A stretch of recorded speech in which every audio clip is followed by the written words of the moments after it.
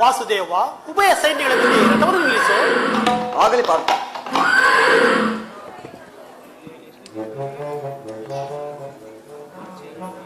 ವಾಸುದೇವ, ನನ್ನೊಡನೆ ಯುದ್ಧ ಮಾಡಲು ಸಿದ್ಧವಾಗಿರುವ ವೀರನೊಂದು ಸಾರಿ ನೋಡುವೆನು. ದುರ್ಯೋಧನ ಹಿತಾಕಾಂಕ್ಷೆಯಿಂದ ಪ್ರಾಣಗಳನ್ನು ತೃಣಮಯವಾಗಿ ಪರಿಗಣಿಸಿ ಕುರುಕ್ಷೇತ್ರದಲ್ಲಿ ಸಮ್ಮಿಳಿತವಾಗಿರುವ ಕ್ಷತ್ರಿಯ ಯೋಧರನ್ನೊಂದು ಸಾರಿ ತೋರಿಸು. ಆಗಲಿ ಅರ್ಜುನ, ನಿನ್ನ ಹೆಚ್ಚೆ ಅರ್ಜುನ. ಅರ್ಜುನ, ಇತ್ತ ನೋಡು, ಕೌರವನ ಬಲ ಚದುರ ಸಮೇತವಾದ ಸೈನ್ಯವು ಪ್ರಚಂಡ ಚಂಡಮಾರುತದಂತೆ ಉನ್ನಿತರ ಸಾಗರದಂತೆ ಕಾಣಿಸುತ್ತಿರುವ ನೋಡು ಮಂತ್ರ. ಅತ್ತ ನೋಡು ಪಾರ್ಥ, ಕೌರವೇಶ್ವರನು ತನ್ನ ಪ್ರಿಯ ಸಹೋದರರ ಕರ್ಣ ದುಶ್ಯಾಸನ ಸೇನಾಚಾರ್ಯನನ್ನು ಪರಿಶುತ್ತಿರುವನು. ಅವನ ಹಿಂದೆ ಸಿಂಧುರಾಜನಾದ ಶಕುನಿ, ಜಯದ್ರಥನ ಬಲಗಡೆ ಒಂದೇ ಶತರಾಶ್ವರಲ್ಲಿ ಕುಳಿತಿರುವವರೇ ಕೌರವನ 98 ಮಂದಿ ಸಹೋದರರು. ಆ ಸಮೂಹದಲ್ಲಿ ದುರ್ಯೋಧನ ಮಕ್ಕಳು ಸಹ ಇರುವರು ಪಾರ್ಥ. ಇತ್ತ ನೋಡು ಪಾರ್ಥ, ಗಂಭೀರ ಮುದ್ರೆಯಿಂದ ನಮ್ಮ ಕಡೆ ನೋಡುತ್ತಿರುವನೇ ಅಶ್ವತ್ಥಾಮನು. ಇತ್ತ ನೋಡು ಪಾರ್ಥ, ಅಷ್ಟೈಷ ಶೋಭಿತ ಶ್ವೇತವಸಂತರಾಜ ನಮ್ಮ ಕಡೆ ನೋಡುತ್ತಿರುವನೇ ಆ ಕುರುಕುಲದ ಭೀಷ್ಮನು. ಅವನ ನೆರಗೋದಿನ ತುಂಬಿದ ಮಸ್ತಕದಲ್ಲಿ ವಜ್ರಖಚಿತವಾದ ಅಧಿಕಾರ ಮಕಟವು ಬೆಳಗುತ್ತಿರುವನು. ಆತನು ಭರತವಂಶದ ಕೀರ್ತಿ ಜ್ಯೋತಿ. ಯುದ್ಧವನ್ನು ಪ್ರಾರಂಭಿಸುವ ಮೊದಲು ಆ ಮಹಾಪುರುಷನಿಗೆ ಒಂದು ಸಾರಿ ವಂದಿಸು ಪಾರ್ಥ. ಆಜ್ಞೆ ಮಾಧವ. ಭೀಷ್ಮನ್, ಗುರುಪಿತಾಮಹ, ನಿನಗೆ ವಂದಿಸುವೆನು. ಅರ್ಜುನನ ಪ್ರಣಾಮಗಳನ್ನು ಸ್ವೀಕರಿಸು.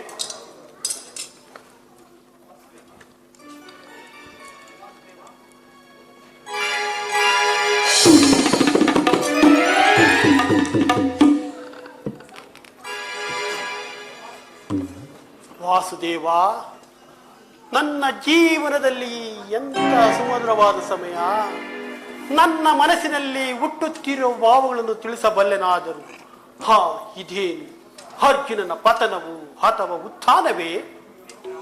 ಮಿತ್ರ, ಏಕೆ, ಏನಾಯ್ತು ಪಾರ್ಥ? ಏಕೆ ವಿಚಲಿತನಾಗಿರುವೆ? ಏನು ಹೇಳಲಿ ಕೃಷ್ಣ, ಹಂಗ ಪ್ರತ್ಯಂಗಗಳಲ್ಲಿ ಉತ್ವಾಣ ಜ್ವಾಲೆ. ಬೇಸಿಗೆಯಲ್ಲಿ ಬೆಂದ ತಾವರೆಂತೆ ನನ್ನ ಮುಖವು ಬಾಡುವುದು.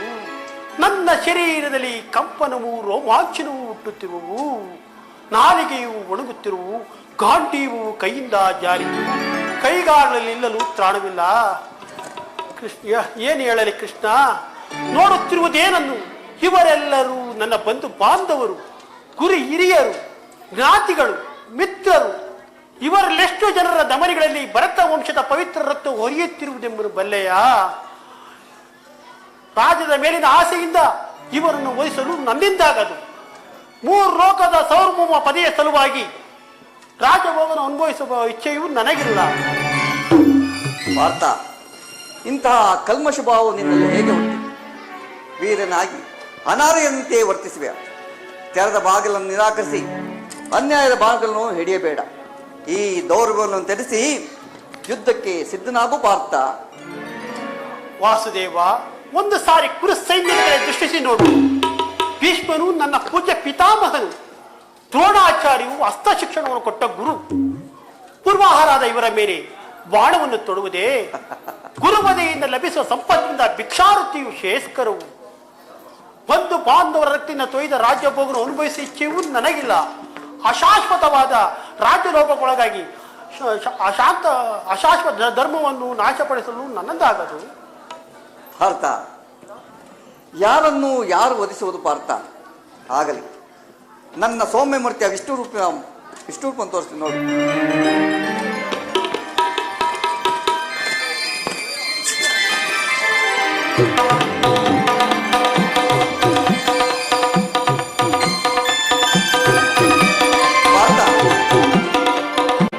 ಪಾರ್ಥ, ನಯಂ ಚಿತ್ರಾಣಿ ಶಾಸ್ತ್ರಾಣಿ ನಯಂ ದಾತಿ ಪಾವಕಃ. ಪಾರ್ಥ, ಆಳವಿಲ್ಲದ ಆತ್ಮವನ್ನು ವಧಿಸುವುದು ಅಸಂಭವ. ಮನುಷ್ಯನು ಹರಿದು ಹೋದ ಬಟ್ಟೆಯನ್ನು ಬಿಸಿಟು ಹೊಸ ಬಟ್ಟೆಯನ್ನು ಧರಿಸುವಂತೆ ಆತ್ಮನು ಜೀರ್ಣವಾದ ದೇಹವನ್ನು ತ್ಯಾಗ ಮಾಡಿ ಬೇರೊಂದು ದೇಶವನ್ನು ಆಶ್ರಯಿಸುವನು. ಮರಣವು ದೇಹದ ನಾಶ, ಅವಿನಾಶಿಯಾದ ಆತ್ಮದ ಅವಸಾನವಲ್ಲ ಪಾರ್ಥ. ದೇಹಕ್ಕೆ ಬಾಲ್ಯ, ಯೌವನ, ವಾರ್ಧಕ್ಯಾದ ಅವಸ್ಥೆಗಳು ಪ್ರಾಪ್ತವಾಗುವಂತೆ ಮಾನವನಿಗೆ ದೇಹಾಂತರ ಪ್ರಾಪ್ತಿಯು ಸಹಜವಾದದ್ದು ಪಾರ್ಥ. ಪಂಡಿತನಾದವನು ಅದರ ಸಲುವಾಗಿ ದುಃಖಿಸುವುದಿಲ್ಲ. ಈ ಭೀಷ್ಮ, ದ್ರೋಣರು, ನೀನು ನಾನು ಕೂಡ ಅನೇಕ ಸಾರಿ ಹಿಂದೆ ಜನಿಸಿರುವೆವು, ಮುಂದೆಯೂ ಜನಿಸಿರುವೆವು. ಜನ್ಮ ಮೃತ್ಯುಗಳು ಆತ್ಮನ ಅನಂತ ಪ್ರವಾಸದ 2 ಅಂತರಗಳು. ಹುಟ್ಟಿದವನಿಗೆ ಮರಣವು, ಮೃತನಿಗೆ ಪುನರ್ಜನ್ಮವು ಮೊದಲೇ ನಿಶ್ಚಯವಾಗಿರುವುದು ಪಾರ್ಥ. ಅನಾವಶ್ಯಕವಾಗಿ ಆಗಬೇಕಾದಕ್ಕೆ ಮೂಢನಂತೆ ಚಿಂತಿಸಿ ಫಲವೇನು? ಯುದ್ಧವು ಕ್ಷತ್ರಿಯನ ಧರ್ಮ. ನೀನು ಆ ಧರ್ಮವನ್ನು ಪಾಲನೆ ಮಾಡು ಪಾರ್ಥ. ಜನಾರ್ದನ, ನನ್ನ ಹೃದಯವು ಕಂಪಿಸುತ್ತಿರುವುದು.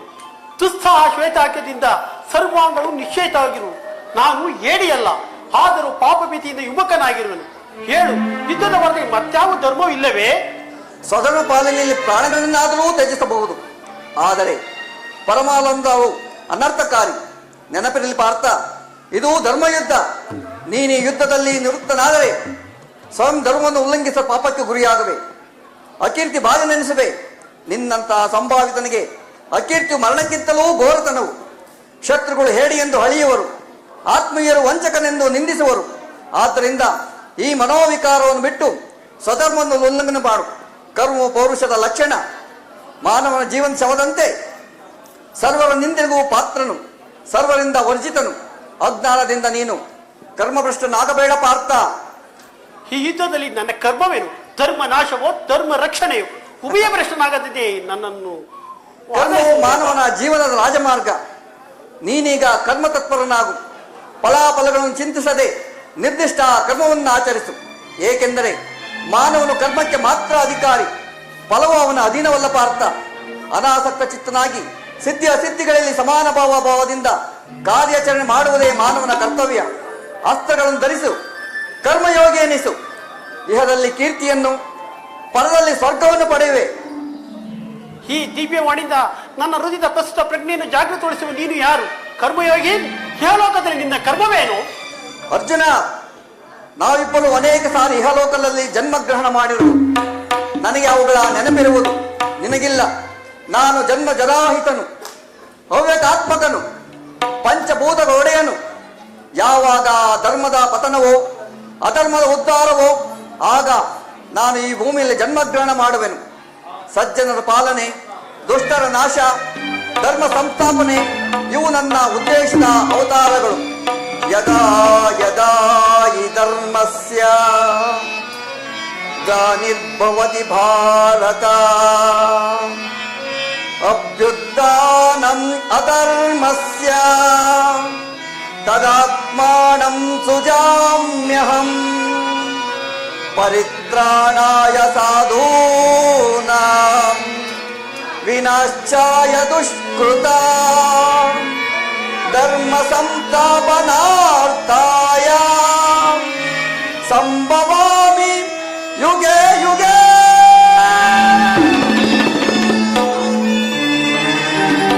ನಿನ್ನ ಅವತಾರದ ಗುರುತುಗಳೇನು? ಅವನು ತಿಳಿಯೋ ಬಗೆ ಉತ್ತರವನ್ನು ಕಳಿಸುವ ಮಹಾಮಹಿಮ. ನಾನು ಮಾಯಾರೂಪಿ ಎನಿಸಿ ದರಿದ್ರ ಎನಿಸಿ ಸರ್ವ ಪ್ರಪಂಚವನ್ನು ಧಾರಣ ಮಾಡುವೆನು. ಜಲರೂಪದಿಂದ ಪ್ರಾಣಿಗಳಿಗೆ ಜೀವವನ್ನು ಕೊಡುವೆನು. ಅಗ್ನಿಮಯನಾಗಿ ಅವುಗಳ ಶಕ್ತಿಯನ್ನು ವರ್ಧಿಸುವೆನು. ವಾಯುವೆನಿಸಿ ಚಲಿಸುವೆನು.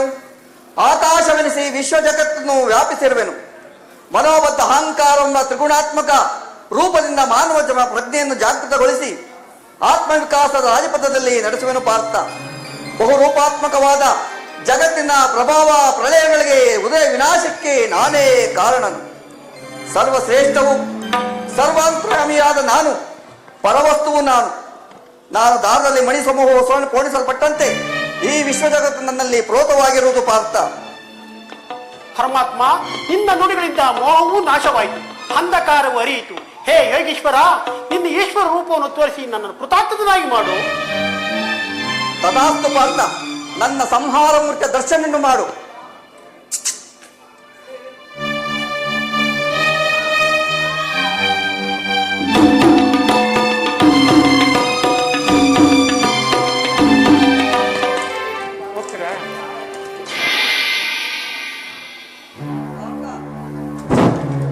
ನಾನು ಕರಾಳ ಕಾಲ ಸ್ವರೂಪನು. ಕುರುಕ್ಷೇತ್ರದಲ್ಲಿ ಸಮ್ಮಿಳಿತವಾಗಿರುವ ಸಮಸ್ತ ಯೋಧರನ್ನು ಒಂದೇ ಬಾರಿಗೆ ಆಭೋಷಣ ಮಾಡಿ ನನ್ನ ಉದರದಲ್ಲಿ ಧರಿಸಿಕೊಳ್ಳುವೆನು. ನೀನು ನಿಮಿತ್ತ ಮಾತ್ರಕ್ಕೆ ನನ್ನ ಸಹಾಯಕನಾಗು. ಯುದ್ಧದಲ್ಲಿ ಜಯಶಾಲಿಯಾಗಿ ಕೀರ್ತಿಯನ್ನು ಗಳಿಸುವೆ ಪಾರ್ಥ. ಎಂಥ ಭಯಾನಕ ರೂಪವಿದು! ಮಾನವ ಚಕ್ಷುಗಳಿಂದ ಇದು ನೋಡಲಾರೆ ಪ್ರಭು. ಕೈಕಾಳು ಕಂಪಿಸುತ್ತಿರುವು. ದಯಾವರನೇ, ನಿಂದು ಧಾರಣ ಮಾಡು. ಭಕ್ತ ಪರಾಧಿನ ಭಕ್ತ ಹೃದಯದಲ್ಲಿ ಆನಂದ ತರಂಗಿಸುವ ಸುಧಾಮನ ಮಂದಹಾಸವನ್ನು ತೋರು. ಗೋಪಿಕಾ ವಲ್ಲಭ ಲಲ್ಲಾ ಚಿತ್ತರಂಜಕವಾದ ನಿನ್ನ ಗಂಭೀರ ಸುಹಾಸ ವದನವೆಲ್ಲಿ?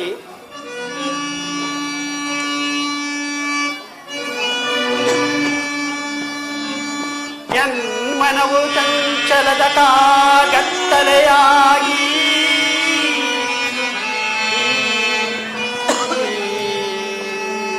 ಬಾಳ್ ಬೆಳಕು ವಿರಮ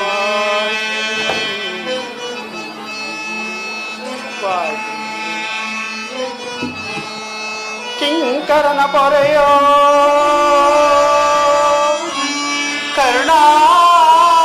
ಕರುಣಾಮೂರ್ತಿ ನಿನ್ನ ಸೌಮ್ಯ ರೂಪವತೋ ಶರಣೋ ಗಿರಿಧಾರಿ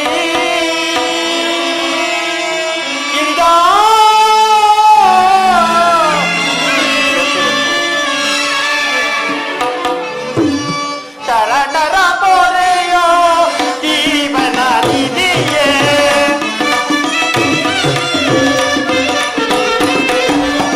ಶರಣರ ಪೊರೆಯೋ ಜೀವನ ನಿಧಿಯೇ ದಾರಿ ಕಾಣದೆ ತುಂಬು ಬೆಳಲಿದೆ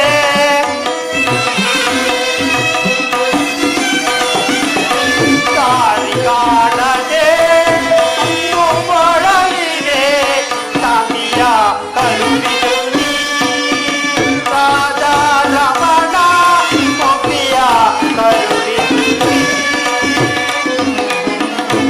ನೋಡಲಾರೆ ಪ್ರಭು ನಿನ್ನ ವಿಶ್ವರೂಪವ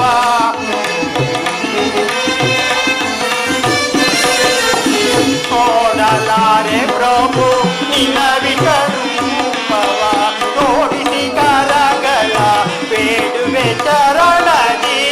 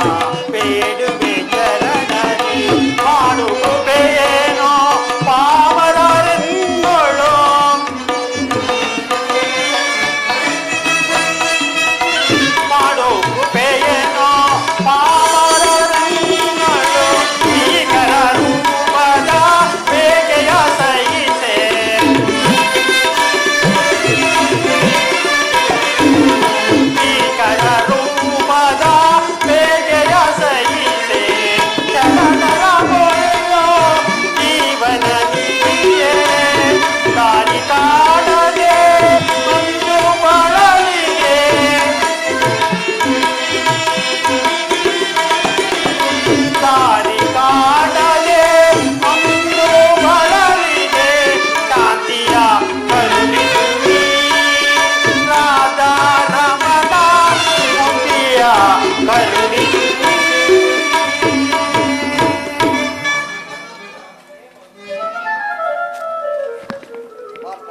ಪರಮಾತ್ಮ, ನನ್ನ ಚಕ್ರ ಶೋಭಿತವಾದ ಪಾರ್ಥ, ನನ್ನ ಚಕ್ರ ಶೋಭಿತವಾದ ಪ್ರಶಾಂತವಾದ ಮುಖಭಂಗಿಯನ್ನು ನೋಡು. ಪಾರ್ಥ, ಸಾಗರ ಮಧ್ಯದಲ್ಲಿ ಪ್ರಶಾಂತವಾದ ನೌಕೆಯಂತೆ ನಿನ್ನ ಈ ಕುರುಕ್ಷೇತ್ರದಲ್ಲಿ ರಕ್ತ ಪ್ರಳಯದಲ್ಲಿ ನಿನ್ನ ನೌಕೆ ಭಂಗವಾಗದಂತೆ ದಡವನ್ನು ಮುಟ್ಟಿಸುವಾಗ ನಾನು ಕಂಕಣಬದ್ಧನಾಗಿ ನಿಂತಿರುವೆನು. ಗಾಂಡ್ಯವನ್ನು ಧರಿಸು, ಕರ್ಮಯೋಗಿನಿಸು, ಯುದ್ಧಕ್ಕೆ ಸಿದ್ಧನಾಗು ಪಾರ್ಥ. ಆಗಲಿ ಪರಮಾತ್ಮ.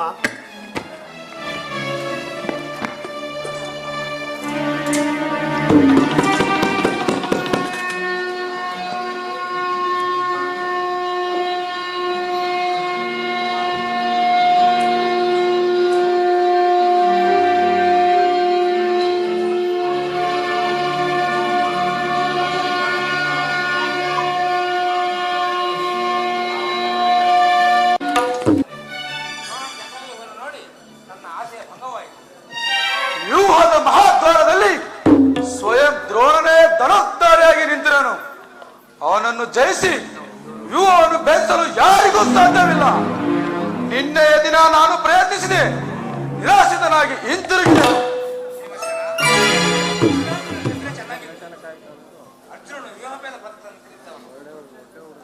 ನಾವೊಂದು ಜಾಗ್ರತೆಯಾಗಿ ಉಪಾಯವನ್ನು ಚಿಂತಿಸಲೇಬೇಕು, ಇಲ್ಲವೇ ಪರಾಜಯವು ಖಂಡಿತ.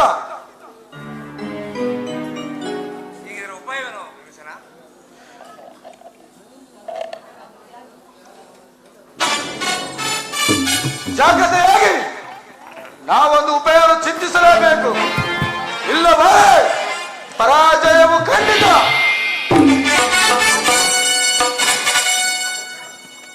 ಇದೆಂತ ಮಾತು ದೊಡ್ಡಪ್ಪ? ನಿನ್ನ ಕೈಯಲ್ಲಿ ಈ ಗದೆ ಇರುವಾಗ, ನನ್ನ ತಂದೆ ಕಪಿಸಿದ್ದು ಯುದ್ಧ ಭೂಮಿಯಲ್ಲಿ ಹಾರುತ್ತಿರುವಾಗ ಪಾಂಡವರಿಗೆ ಅಪಜಯವೇ? ಈಗ ನಮಗೊದರುವಂತ ಆಪತ್ತಂದ್ರೇನು ದೊಡ್ಡಪ್ಪ? ಅಭಿಮನ್ಯು, ದ್ರೋಣ ಚಕ್ರವ್ಯೂಹವನ್ನು ಭೇದಿಸುವ ಶಕ್ತಿ ನಮಗಿಲ್ಲ. ಯುದ್ಧದಿಂದ ರಕ್ಷಿತರಾದ ಕೌರವ ಯೋಧರ ಬಾಣದ ಪರಂಪರೆಗಳಿಂದ ನಮ್ಮ ಸೈನ್ಯವು ಹತವಾಗುತ್ತಿರುವುದು. ದೊಡ್ಡಪ್ಪ, ಇದಕ್ಕೋಸ್ಕರ ಇಷ್ಟೊಂದು ಚಿಂತೆ. ಬಿಡ ಚಿಂತೆಯನ್ನು, ಬಿಡ ಚಿಂತೆಯನ್ನು ದೊಡ್ಡಪ್ಪ.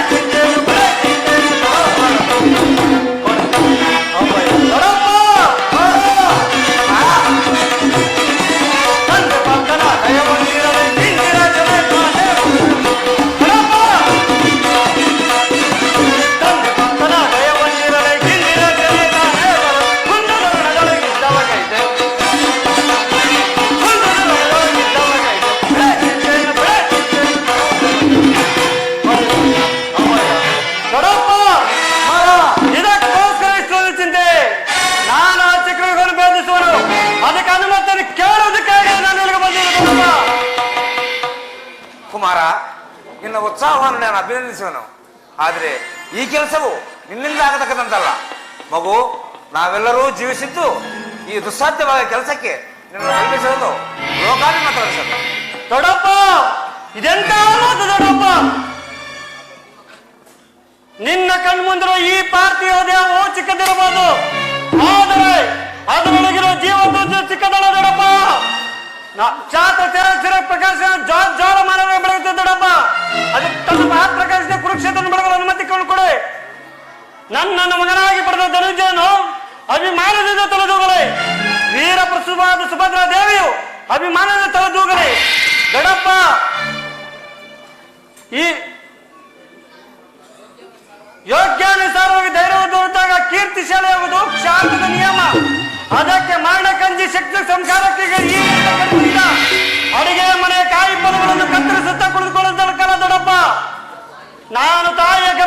ಈಗಾಗಲೇ ಆ ಯುಗವನ್ನು ಭೇದಿಸುವ ಉಪಾಯ ಕೊಡ್ತೇವೆ.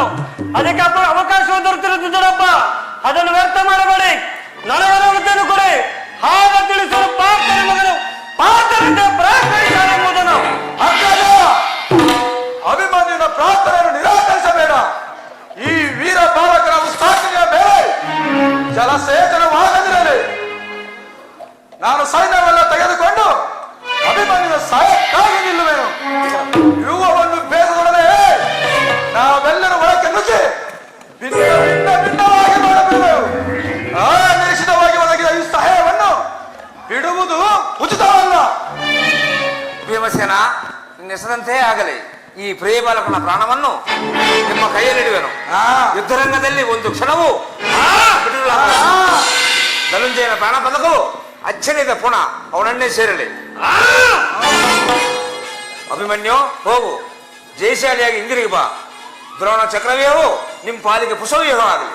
ದೊಡ್ಡಪ್ಪ, ಆಶೀರ್ವಾದವು ನನ್ನನ್ನು ವಜ್ರ ಕವಚದಿಂದ ರಕ್ಷಿಸಿಕೊಂಡಿರುವಾಗ ನನಗೆ ಭಯ ದೊಡ್ಡಪ್ಪ.